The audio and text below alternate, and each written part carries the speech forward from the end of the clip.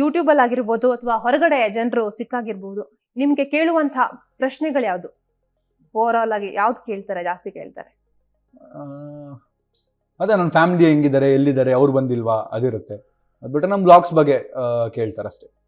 Okay, ಈಗ diet workout ಎಲ್ಲ ಹೆಂಗ್ ನಡೀತಾ ಇದೆ? ಈಗ ಸದ್ಯಕ್ಕೆ ಬ್ರೇಕ್ ಕೊಟ್ಟಿದ್ದೀನಿ, ಮತ್ತೆ ಸ್ಟಾರ್ಟ್ ಮಾಡಬೇಕು. ಬಿಗಿನರ್ಸಿಗೆ ಏನ್ ಟಿಪ್ಸ್ ಕೊಡ್ತೀರಾ ಡಯಟ್ ಬಗ್ಗೆ? ಡಯಟ್ ಬಗ್ಗೆ ನಾನೇನು ಹೇಳಲ್ಲ, ನಮ್ಮ ಫ್ರೆಂಡ್ ಶ್ರವಣ್ ಇದ್ದಾರೆ, ಸೊ ಪ್ಲೀಸ್ ಅವ್ರನ್ನ ಕಾಂಟ್ಯಾಕ್ಟ್ ಮಾಡಿ. ಆಕ್ಚುಲಿ ಡಯಟ್ ಅದೇ ಹೇಳ್ದಂಗೆ ಮೆಂಟಲಿ ಸ್ಟ್ರಾಂಗ್ ಇರ್ಬೇಕು ನಾವು. ಸ್ಟಾರ್ಟಿಂಗ್ ಕಷ್ಟ ಆಯ್ತಾ ಹೇಗೆ? ಸ್ವಲ್ಪ ಕಷ್ಟ ಆಯಿತು. ನಮ್ಮ ಟ್ರೈನರ್ ಏನಿದ್ದಾರೆ ಶ್ರವಣ್, ಸೊ ನಾನು ಊಟ ಹೆಂಗೆಂಗೋ ಗುರುಕ್ ತಿಂಡಿಗಳು ತಿಂದು ಬೆಳೆದಿರೋ ದೇಹ ಇದು. ಅಂದರೆ ನಮ್ಮ ಮನೇಲಿ ಅನ್ನ ಮಾಡಿದರೆ ಒಂಚೂರು ಮಿಕ್ಸ್ಚರು ಇಲ್ಲ ಒಂದು ಮೊಟ್ಟೆ, ಸಾಲ ಮಾಡಿ ಮೊಟ್ಟೆ ತಂದು ತಿನ್ಕೋತಿದ್ದೆ. ಆ ಥರ ಏನಾದ್ರು ಒಂದು ಇರಬೇಕು ಸೈಡ್ಸ್, ಆ ಥರ ತಿಂತಿದ್ದವರು.